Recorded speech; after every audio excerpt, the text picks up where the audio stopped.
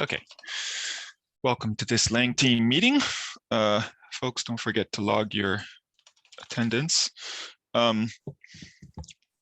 So scheduled meetings. We had the ABI WASM meeting. We should probably push those notes into the repo. I don't think I did that. Can you take that as an action item, Mark? Yep. We had planned a generators meeting. I did not hear anything from Esteban whether there is a document available. So unless he gets back to us shortly, I'll cancel the meeting and we'll reschedule it next time. I do know he was working on something, so probably there is, but unless it's in the issued, I didn't actually look. Doesn't look like it. So okay, we'll see.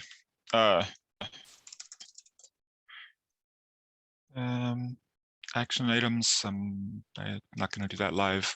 So as far as these pending proposals, we have allowing the compiler to eagerly drop values. There's still waiting on some kind of summary.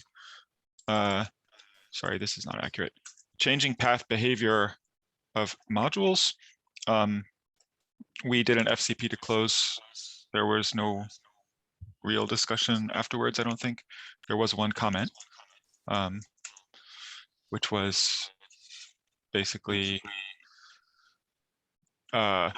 pointing out that there might be reasons to use paths around platform independence, which we had already talked about.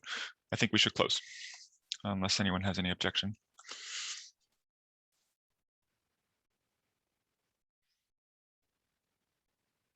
Okay. I like close, waiting on stronger motivation. Yeah, action item to close. I nominate Scott. Sure. Since you made the mistake of speaking. Okay, add const UB RFC. Oh wait, I put this that was meant wait, to we're be. not planning to close, right? That's merge.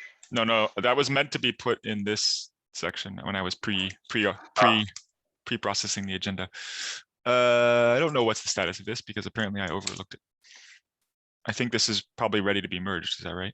It was in FCP last I checked. Am I audible now? Yes, you are. Yes, you are. Excellent. I don't know what was going on with Zoom.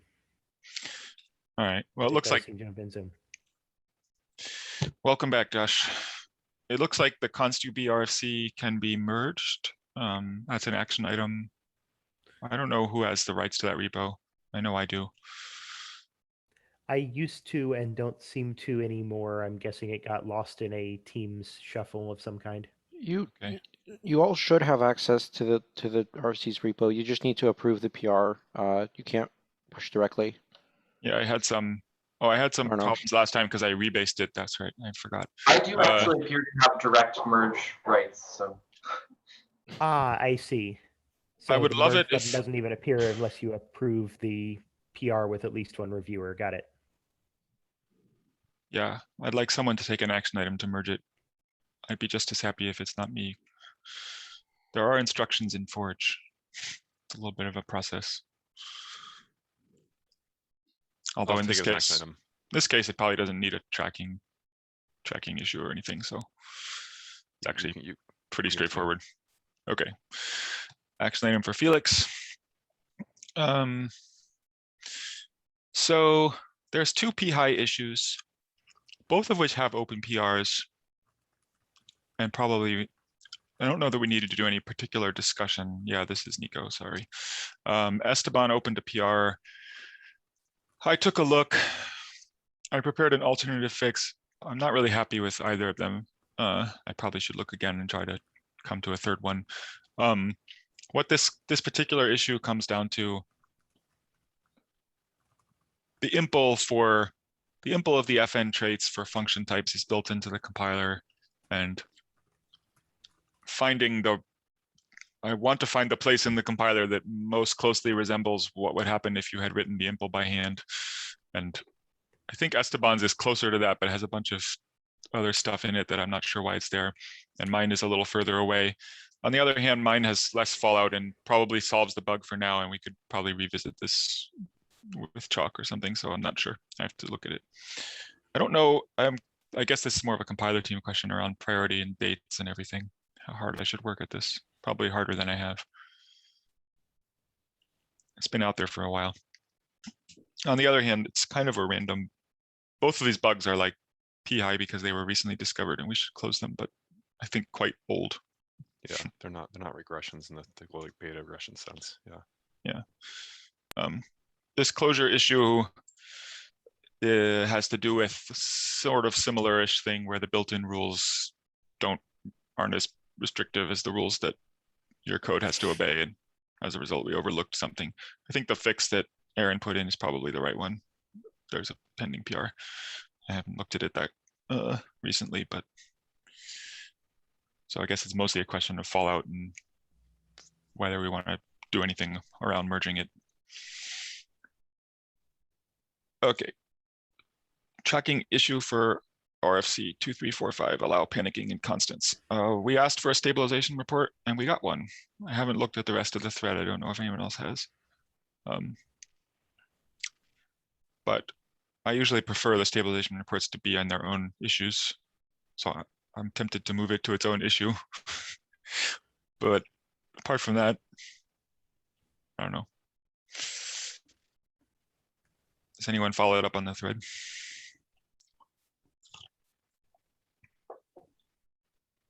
Sorry, I'm just looking at this now. It looks like there's 2 unresolved questions that are still unchecked in the original thing.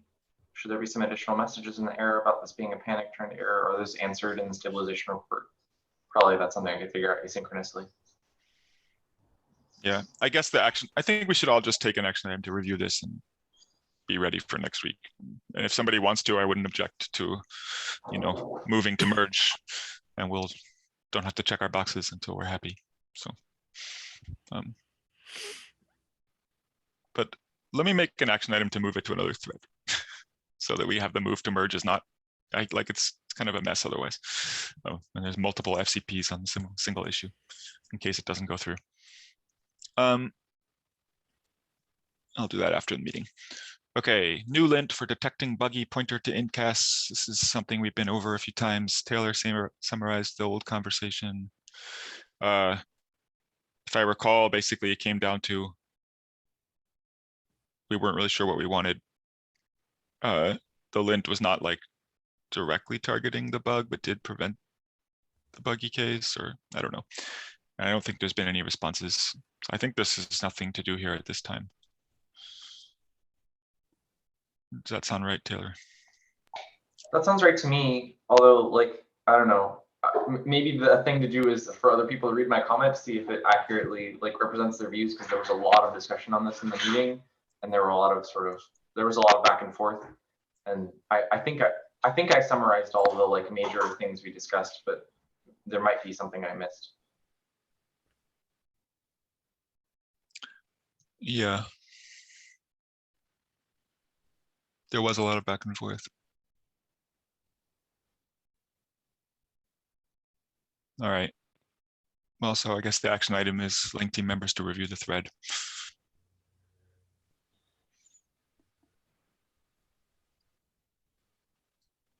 I don't think I said anything incorrect, though. I maybe just have accidentally misrepresented or underrepresented others' views.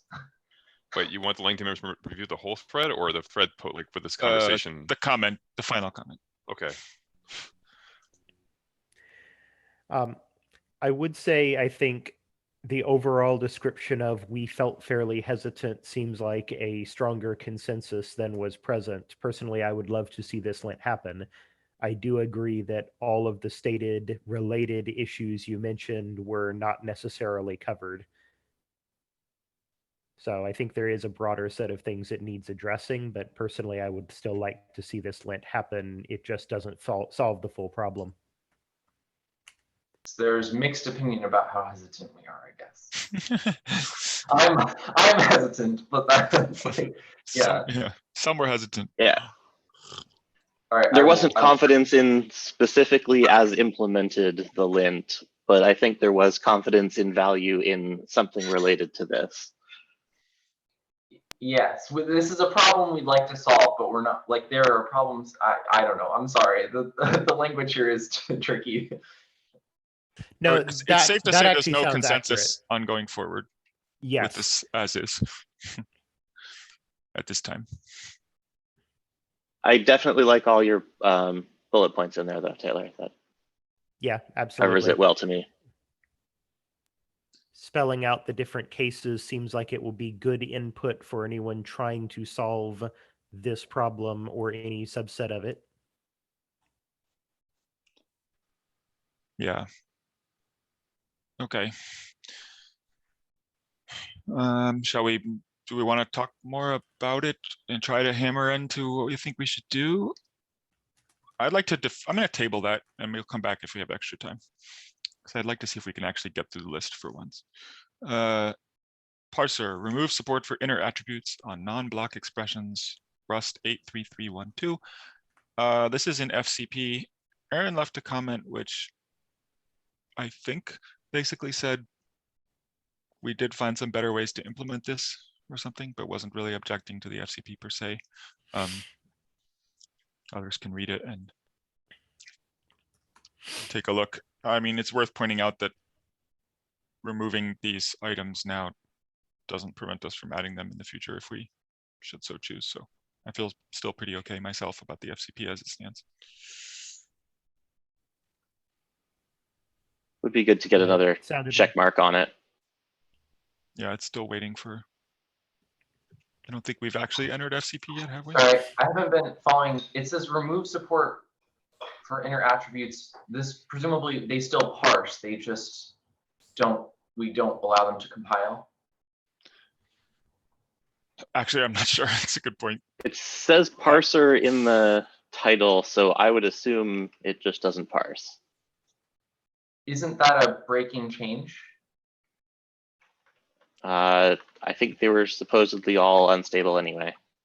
Oh, I see. Yes. Well, but they can all be unstable, but you can have them CFG'd out, right? So that's the like historical stability hole that we have around, like, once you introduce new syntax, it's not enough just to. Right, right.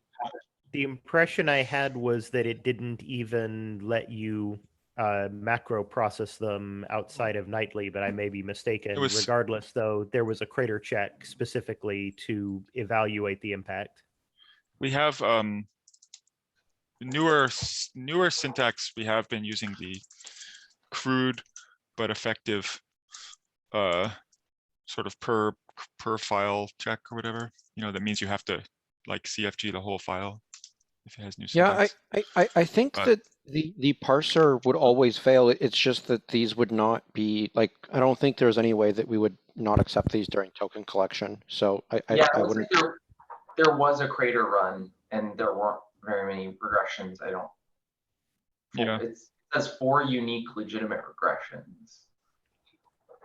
I didn't fully process that part. I'm glad you bring this up. I'm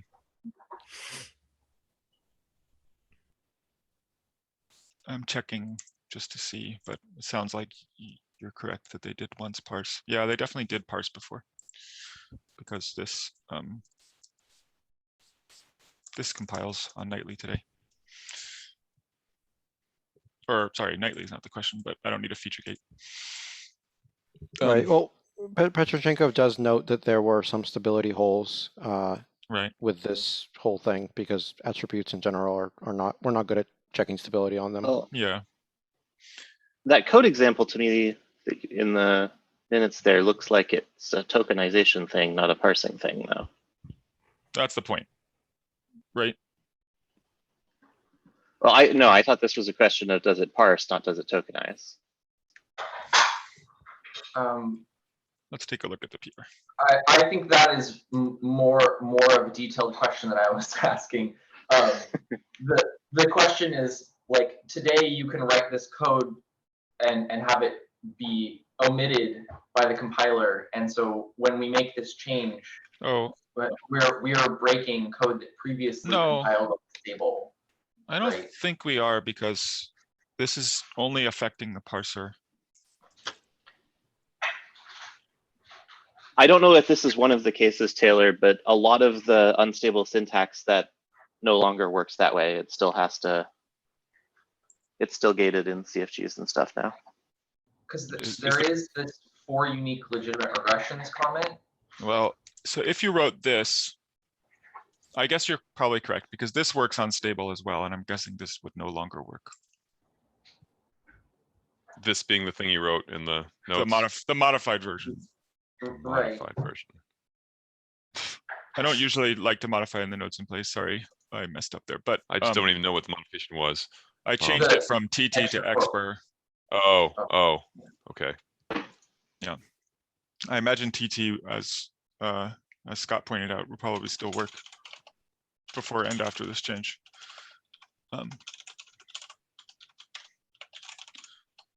Yeah, there is a backwards incompatibility here. I don't know, maybe I'm over anchoring on that. That's probably like right. It's a pretty minor one, but at the same least- time, I would like us to start being stricter about these things. We keep putting it off, Yeah. putting off the day when we're going to do that, though.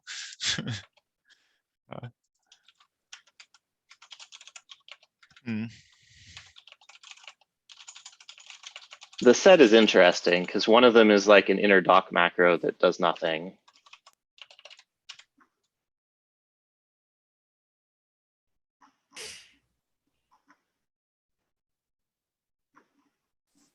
Yeah, I'm looking. So there's an allow. And the other ones are all allows. Yeah, so this does fail with the PR with expr, and I'm checking TT now. For what it's worth, Rust format eats the inner attribute in that context anyway. That seems notable. Yeah, so if you do it with tokens, it still compiles fine. So it's only if you try to use it as an expr. So it would work with config, I think. So there's an interesting note here, which is that anyone who has a CI bot that requires that you have your code Rust formatted in order to submit will not have backwards compatibility all over. So I don't understand these legitimate regressions that were cited because either they're on nightly or we allowed this on stable. Like they don't, or he's not showing the whole. Well, it parsed on stable Example? before, right? With expr, it parsed on stable. So But there's no macro.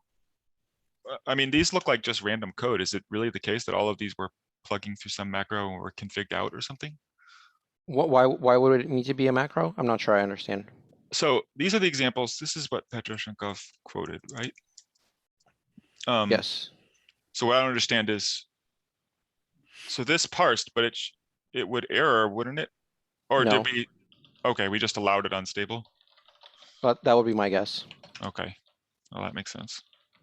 We just didn't detect that there was an attribute there and just ignored it, basically. So in that case, like we don't need to go through this whole example with the macro, right? The backwards incompatibility is pretty straight. Yeah, It's just this this. You just take out the macro. I thought it was unstable. I was totally confused. Yeah, well, it's supposed to be unstable. We just are not good at We just didn't that. do it. Yeah. Okay. Now I see. Yeah, but that does now I give an still feel error. I mean, it's certainly still allowed to us by the rules of accidental stabilization, but right. Buggy things that happen to be stable or not stable. right. Yeah, bugs unstable are not stable.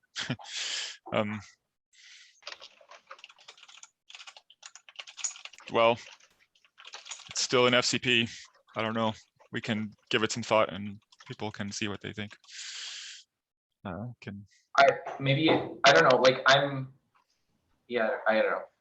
I guess I will just leave my box unchecked, but like I'm totally fine just kind of going with how other people are feeling about this. I think I can understand arguments either direction. Yeah. Yeah, I mean, I don't see the harm in it.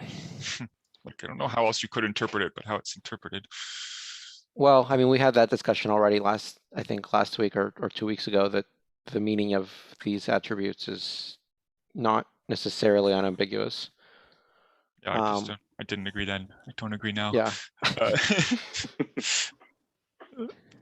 Uh, But in any case, yeah, I don't know. It feels like we do want, I generally also want to be more strict about stability, but I also don't know that this is the thing that, you right. know, Is this the hill you want to die on? For yeah, so. that's sort of how I feel too. Yeah, I think I'm similarly on Nico's side. I think I might have missed the previous conversation, but all of these have like pretty obvious meaning to me in terms of like what scope they apply to, I think. But yeah, I don't I I don't I feel don't know. strongly about any of this. I think if one thing that it does seem sort of, I don't know, potentially interesting is that if it is true that we can get performance wins for, 99% of Rust code by not using this, like not allowing this at all, which seems like odd, but maybe, then I don't know, seems worth to not allow it. But like we're gonna support this at some point, right? Maybe not. I don't know. Huh, okay. I guess I just kind of assumed that eventually we would want something like this, but maybe that's not. Is the whole motivation performance? Well, Petroshenko says they're useless, unstable-ish, and they hurt compiler performance. So, I mean, of those, I think only the last one is really a actual reason to remove it. Though Aaron in his latest comment said that maybe Yeah. that's not actually. I'm going to raise a concern to understand the motivations because I didn't fully understand I missed the backwards compatibility concerns, and I don't know. How It feels like we're just removing something that works. It was past the RFC, but It is worth noting that in probably all contexts, it doesn't actually work. What do you mean? Like my guess is that these allow attributes, for example, for Clippy, don't Or just actually ignore take it. effect. Well, that's worth checking. But that seems like That a would sort be of worth bug noting, fix yes. concern rather than anything else. That would What? surprise me a little bit, but it might be true. how awkward would it be if we wanted this to parse and just keep giving a warning that it doesn't do anything?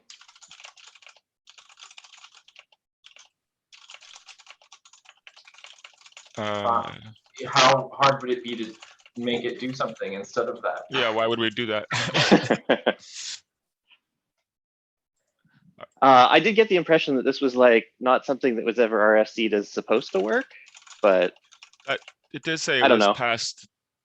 It did say that it was outside of the RFC, although I also feel that it was like not far outside of the RFC, but Like, I don't know. I do sort of generally- feel like these being inside things that are actual blocks, not like sort of syntactic grouping constructs, would make more sense to me, but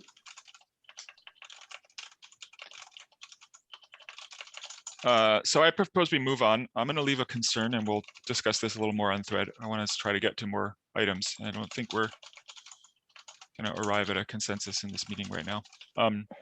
Yeah. I think I'll leave a comment as well with my point about confusion in terms of what it means. in yeah, some I'd of the appreciate that. context. And if you could action item for me to leave a comment so I don't forget. Yep. Okay, stabilize extended key value attributes.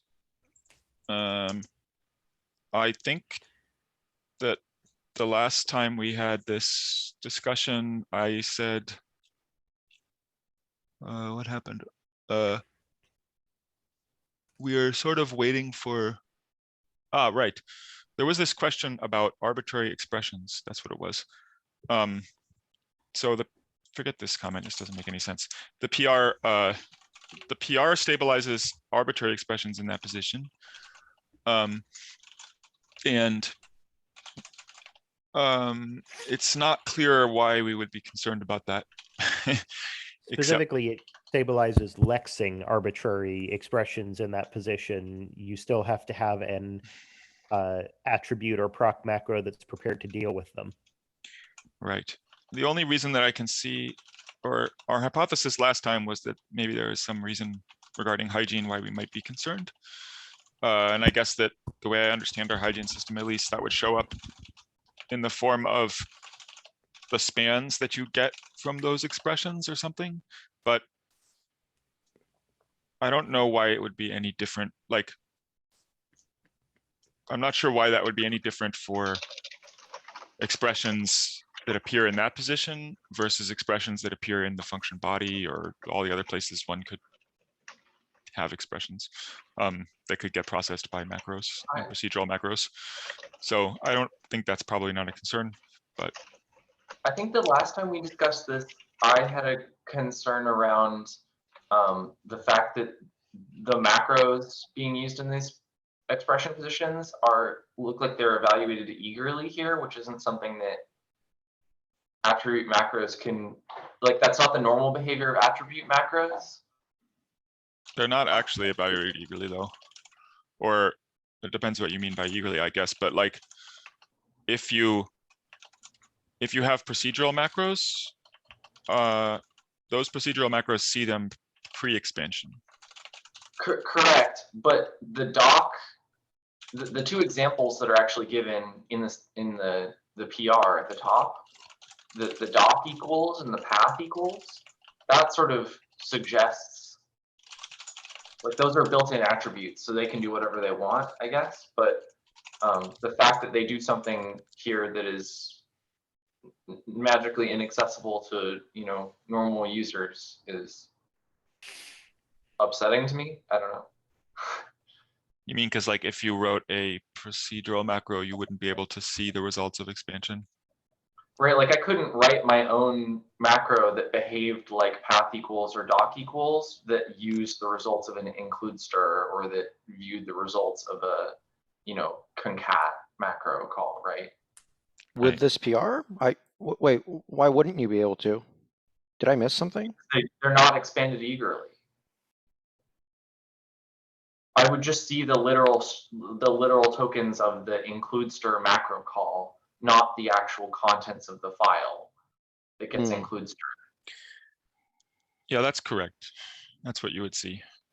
But the doc equals and the path equals macros will quote unquote just work, right? They're not- Because they're implemented as compiler magic. Because they're not macros also. They're like metadata that the compiler reads at the end. Right. Right. But they look like macros, right? Yeah, you could imagine eventually they becoming macros, I guess. I guess my point is like, it's easy for me to imagine someone writing their own, like writing some other macro and expecting that they could pass in something via an include stir in this position, like for users, and then because they see it used in doc and path attributes, and it's confusing that they can't do it here. Yes.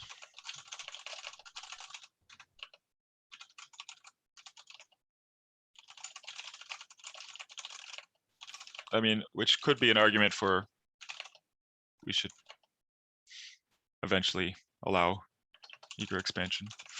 Oh, I definitely think that. I guess I'm just saying that having this feature without having eager expansion feels funny to me, because I think the natural thing to do in these expression positions is to like think that you could use those sorts of syntax. But to be clear, like procedural macros, do they accept those? I guess they do, huh? Accept that form? Like, can you write a procedural macro that has equals? Yes. Okay. Not in the creation of the macro, but you can parse equals attributes on, for example, fields. I think you can. I don't know. Somebody should correct me. Well, surely you can inside the body of the thing you're processing. Right. Yeah.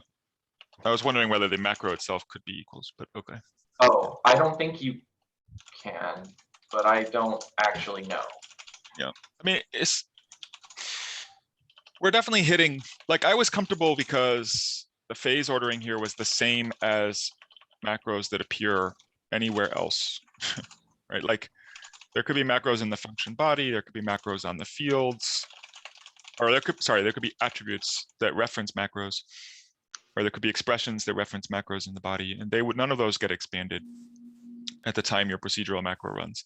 So it seems like at some future time, we might enable expansion and we're still uniform, that procedural macros by default get unexpanded stuff. That was my main concern. But that wasn't really considering the user surprise factor, just like the we're not inconsistent factor. Yeah, I guess it's a bad user experience, but it's not an inconsistent user experience with what's today. It's just that like the fact that you can now use these things in doc and path attributes makes the current user experience sort of more surprising, I think. It is true though that you could wrap doc or path with your own macro. You just wouldn't be able to edit the thing that it gets passed, right? Like you could still create your own doc. It would just get an include stir and Sorry, to clarify, the issue isn't pass that specifically through. doc or path. The issue is like if I have a macro, like a derived macro, for example, that lets you place struct attributes that have key value pairs on them, you would think perhaps like for a command line one, like maybe you have some help text, but you want the body of the help text to be in another file. So as a user, you think, oh, I can stick macros in this key value position, right? And so I would stick an include stir to include in the contents of my, external help documentation, right? Right, which should work. But it won't work. It won't work. Because you can just put that include stir as an expression wherever you need that help documentation, just like any other expression. If you're not parsing that like the macro call still parses as an expression and everything, right? So like there should be no problem with moving that token thing to some other location, for example, in, I don't know, I see. printf call. And so as long as you don't actually need to know what's inside the, like, if you don't care that the compiler does the sort of Right. include for you, then it should work fine. If you want that, then like we just don't support that today. But that Yeah, is maybe always that true. was maybe that wasn't a great example. I've wanted this before, for example, for like include banging another file. I know there's some proc macros out in the world that do crazy things where like you give them a string and then they go and open the file that is at the position of that string and then parse that file for some syntax. This is a thing that exists like in multiple crates in the real world. And I would like the ability to have it do something else. And so like a natural thing to me to have to do would be to pass it like an inline syntax, but use like an include bang to pull in that other file. Yeah, no, I definitely hear you that there are use cases. I guess I personally am not sold that they are radically different than sort of just generally, eager expansion is helpful for composing macros in some cases. Yeah, I think that's right. I think that I guess all I'm saying is that this new feature makes me feel more like I want eager expansion, I guess. But I think you're right. I think that on balance, this is still a good thing to have, and that I just want eager expansion. That's what I think too. I think, yeah, I think I'll ask one question about this that I'm still unclear on. Sorry, I put an example in there. Can I put expressions in here that aren't valid rest expressions? Is that not a valid rest expression? No, we don't have prefix plus. No. I don't know.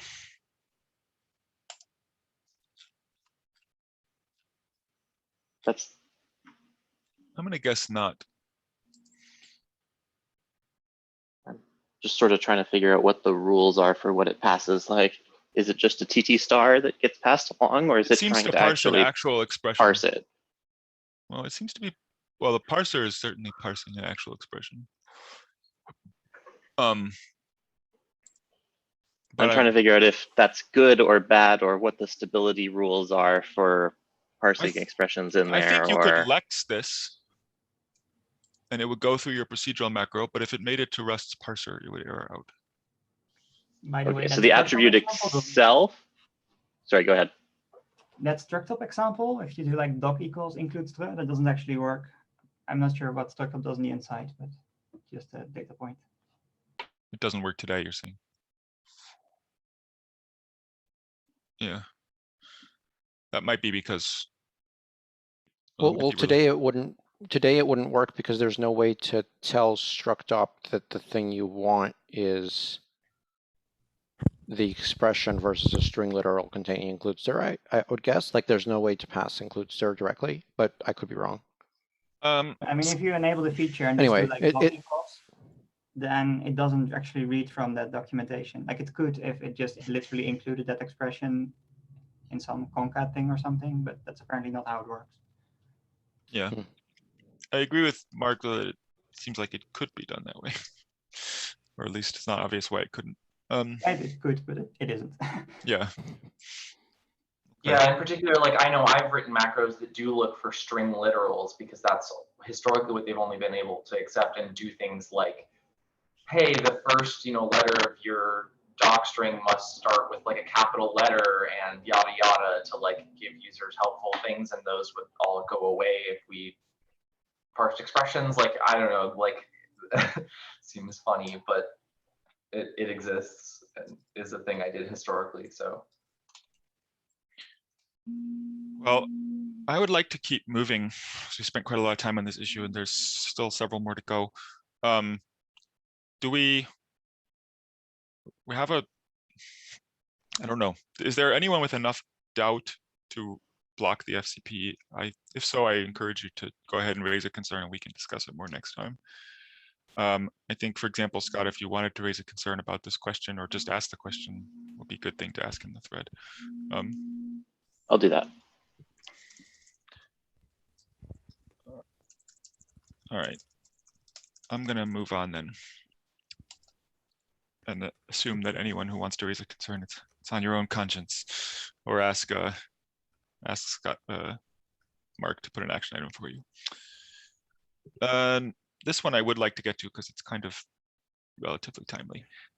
We've finally settled on pat param as the name for patterns. Oops, sorry, Felix. And I guess I'm not interfering with you by putting my own cursor there. Anyway, we finally settled on pat param, but there is a question of whether pat 2021 as a name should still exist, or whether we just want to have pat sort of the only way to get the new edition semantics is to be in the new edition and using pat. Sorry, including or patterns. And the PR as stands keeps pat 2021 as the explicit way to say it and just changes what pat maps to. Either it maps to pat param or to pat 2021. At first I did not like that, but upon consideration, I decided that I did because it seems to be the direction we're going is that we would expose features in older editions via less good syntax. And this is the sort of precedent, or this seems to fit that model. And it also gives people a way to, migrate forward if they want to eagerly adopt this new form of pattern matching. I agree with what you say about the syntax in older editions. Like the k-hash thing is not necessarily about making things like backporting things. It's more about making things possible without having to wait for the new edition. But I don't think if we are already in, say, the 2024 edition, if it already exists and we add something, I don't think we want to like add it to the older ones. Like we could, but that's not the main point. I agree. I don't think we're going to go out of our way to do it.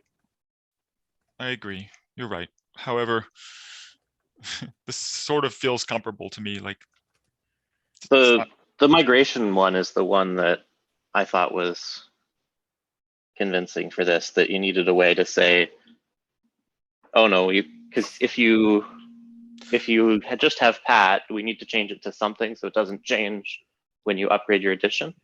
Yeah, but no, you don't need it for migration. Okay, right. The only reason you need it is if you want to opt in before the edition is released. Cool.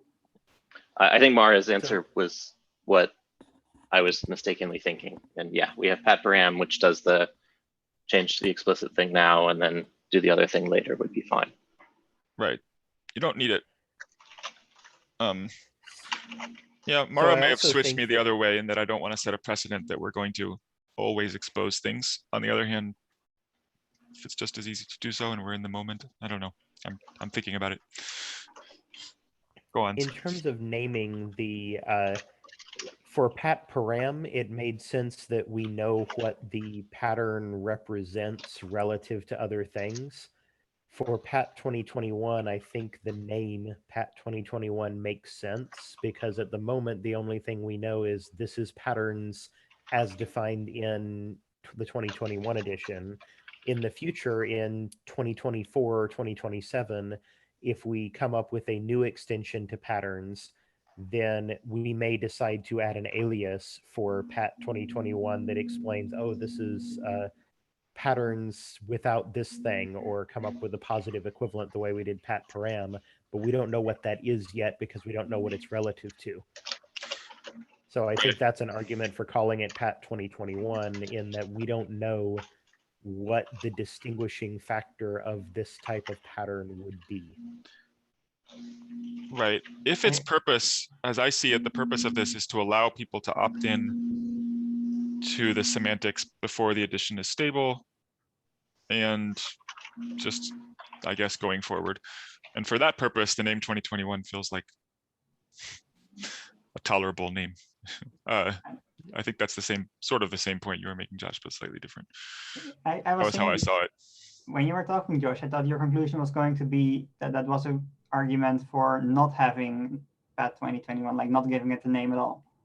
But then No, your I think conclusion it's was an argument for having Pat 2021 and that we don't have a better name for it.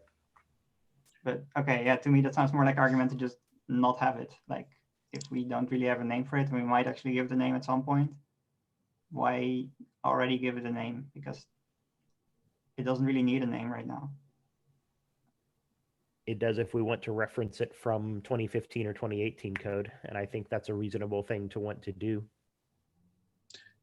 I would add that Josh, so I agree with you, Mara, that the core motivation, certainly the motivation that motivated me for K-hash was to disconnect stabilization of features from the release of editions. But I remember that, Josh, that you were, you were pretty, you would strongly preferred to have older editions able to access keywords as well. True. So I guess there was like a weaker or secondary motivation of making it possible to write edition independent things, or at least to write forward to access newer things in older editions. Yeah, got to think about that.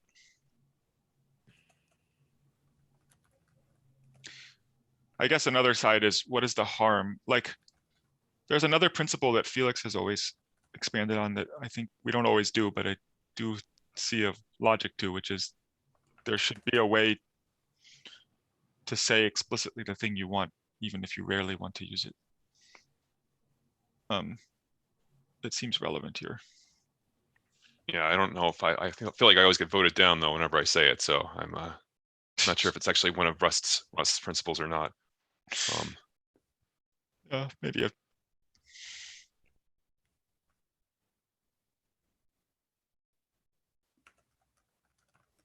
I think it is. I'm not sure if it necessarily implies that there's always a way to specify it on every edition. That if there's a way in the latest edition, that might be sufficient to say that there's a way to say explicitly what you wanted. I guess another question is, what is the harm of having it? There's this. The compiler code is slightly more complicated because it needs to track the difference between Pat in edition 2021 and Pat 2021 explicitly written. Gives slightly different diagnostics.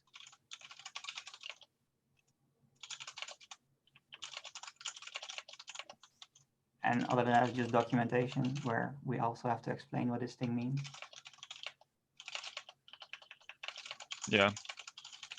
But documentation may in fact be easier in some way, but yeah, it's hard to say. Because it lets you define sort of, here's the canonical one, and Pat is defined in terms of these two. But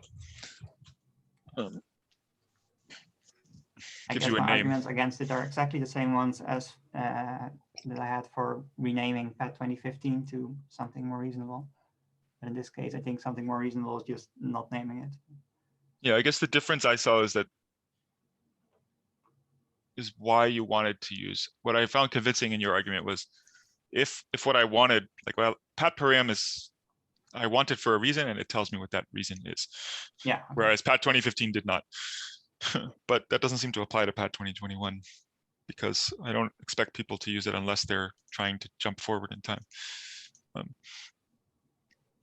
And then the year is the right thing. Yeah, but they can also just put it in their cargo tunnel, right? Yes. Like, I mean, stabilizing this, it would also mean that you can use it in the 2021 edition and probably in later editions too, I suppose. Well, that we can decide then, But presumably, yeah. it would mean that in edition 2021, you have just two ways of writing the exact same thing. Yes. I have to admit, I'm even though I do espouse the thing that Nico mentioned earlier, I'm finding it pretty hard. I think I'm in Mara's camp here. I think it's somewhat hard to believe that at least very many Rust developers are gonna. I understand the idea that Josh is putting forward, that someone is like, wants to be sure that their code is going to operate the same way, regardless of what happens in the future. I just don't know if it's realistic to expect people to do so. I think it's also a matter of maintaining some existing piece of code that's written for 2015 or 2021 and wanting to incrementally change or import something without saying, well, I guess I'm now using a feature that forces me to fully migrate to the new edition before I can do anything else. Okay, but at that point, if you're actually talking about maintaining the code, then you could presumably migrate at that point to whatever name. Like, I'm assuming that in the future, if we make changes, we might rename Pat to the Pat 2021 thing to Pat minus new feature, right? Some sensible name that likewise sort of corresponds to Pat param. The consideration would be, how would you reference that at all? Right now, we have Pat in 2021, we will have Pat and Pat param. In 2015, 2018, we will have Pat, which means Pat param. And what do we have to mean the thing that isn't Pat param? Oh, that's what that would currently be all Pat macros use for 2021. that. That's just Pat in a repeat expression with a pipe operator. Like that's what we use in standard library for everything. It's exactly identical. So there's not really a strict need to upgrade. You can already express the thing. It just takes a few more characters.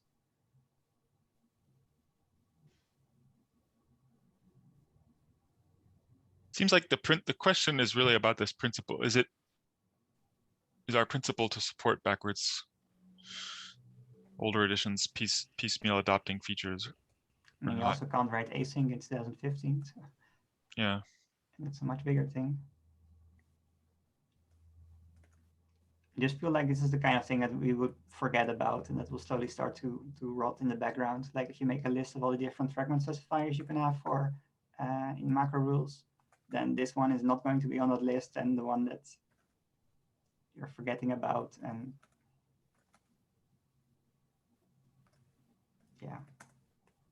I'm definitely in the camp of you can use Pat param if you want to stay where you are, and if you're desperately excited, you can move to a new edition.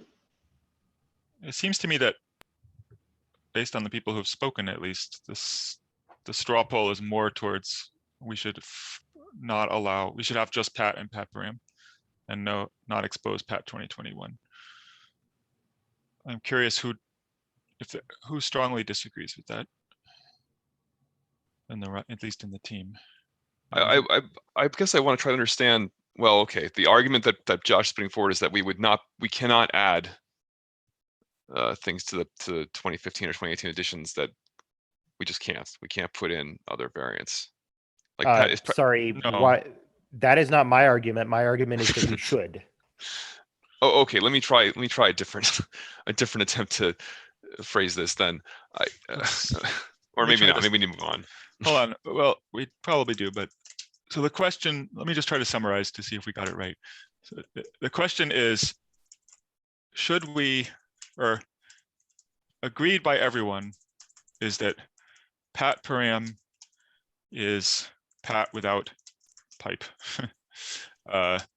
that Pat is Pat without pipe in dot until 2018, and Pat with pipe from 2021 plus, right? Less than or equals to 2018. Your until is inclusive. I know. And then and the question is, do we have Pat 2021 that is Pat with pipe in all editions? And I think the reasons to do so is basically, it is nice if older editions can access newer semantics, albeit with a more confusing way. And the reasons not to do so is essentially A, they can access the newer semantics by doing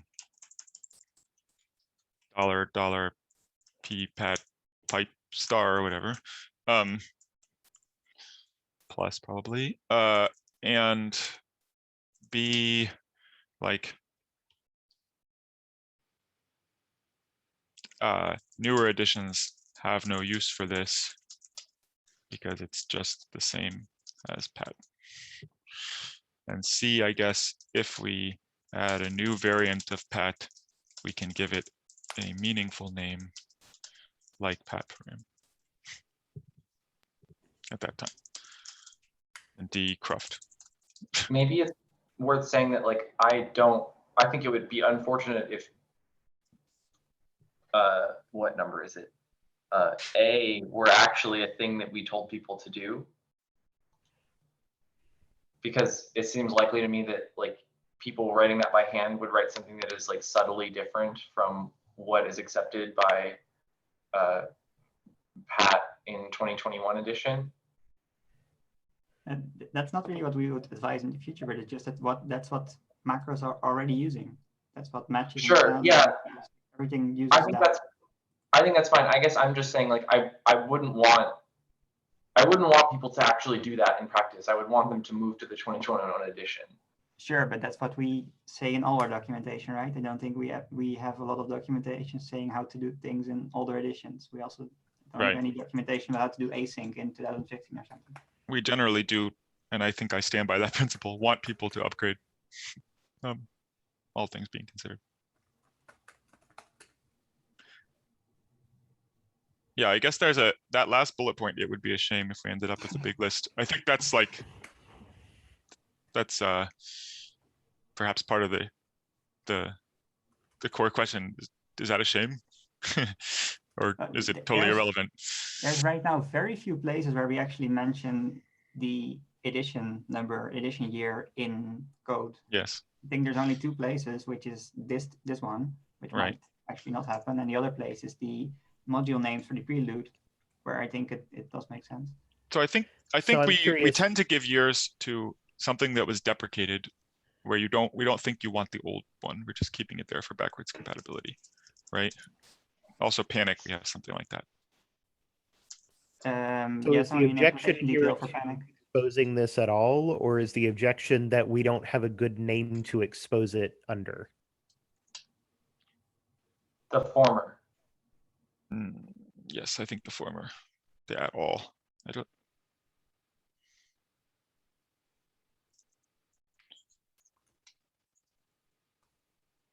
Like, I guess I'm personally having a hard time imagining that many people being like, oh, the 2021 edition's out. I'm really excited about this new feature that it offers for patterns.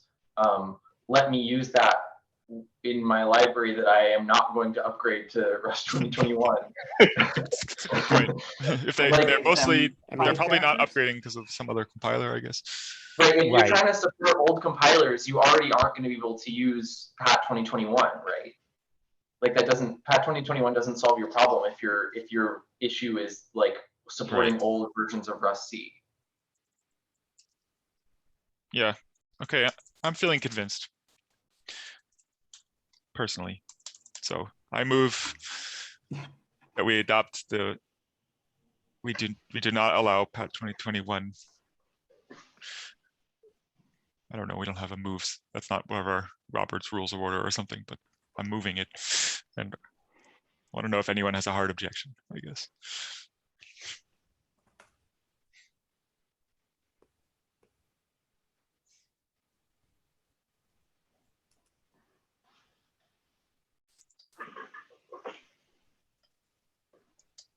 We can also always add it later, right? Like, Yes. there's nothing stopping us. So Nothing stopping us.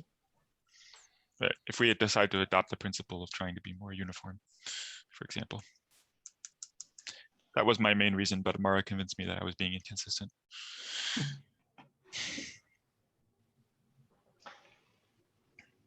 So we have 2 minutes. Can we jump to rep or align 8 on arrays? I think we can actually do it.